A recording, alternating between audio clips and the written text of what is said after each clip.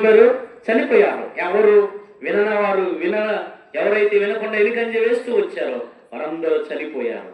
తర్వాత నోవాహు కుటుంబం ఓడలో ప్రవేశించారు. తర్వాత ఒక కాకిని బయటికి పంపించాడు. కాకి ఎలా అరుస్తుంది చెప్పండి అందరూ? కాకి ఎలా అరుస్తుంది? కావు కావు కావు అంట. ఆ కాకి చూసి కావు కావు అని ఎందుకంటుందో తెలుసా మీకు? ఈ లోకములో మనవి కావు. చూడండి, ఎంతో అందచందమ కలిగిన వారు ఉన్నారు, ఎంతో వెండి బంగారం నాణ్యములు సంపాదించిన వారు ఉన్నారు. వారందరూ ఏమైపోయారు? శవాలై తేలిపోయారు. ఈ లోకంలో మనం ఎంత సంపాదించినా, ఈ లోకంలో ఏ విధంగా మనం జీవించినా, దేవునికి ఇష్టము కాకుండా జీవిస్తే ఒక సమయంలో ఉంటుంది, ఈ లోకంలో మనం ఏది తీసుకొని పోలేము. ఏ విధంగా పాడతారుగా? ఏం తీసుకొని పోవాలంట? గ్రేట్ ఈజ్ అలెగ్జాండర్, ప్రపంచమును జయించిన అలెగ్జాండరు ఒక మాట అంటున్నాడు, తల్లి గర్భంలోంచి వస్తూ ఏం తీసుకొని రాలేదు, పోతూ కూడా ఏం తీసుకుని. అర్థమవుతుందా? మనం కూడా ఏం తీసుకొని పోలేదు. కానీ దేవుడు మనకిచ్చిన ఒక రక్షణ ఉంది.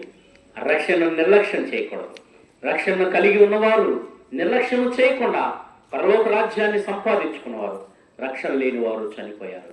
ఈ కాకి కావు కావు కావు అనుకుంటూ ఆ సవాలన్నింటినీ చూసి ఏది తినాలో, ఇచ్చిన దేవుణ్ణి మనం విడిచిపెట్టకూడదు, ఇచ్చిన దేవుణ్ణి మనం గణపరచాలి.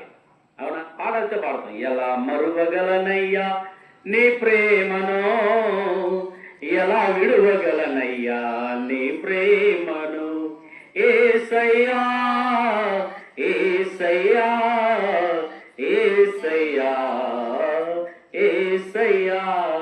అవునా? ఎలా మరవగలను నీ ప్రేమ? నిజంగా ఆయన ప్రేమను మర్చిపోతున్నాం.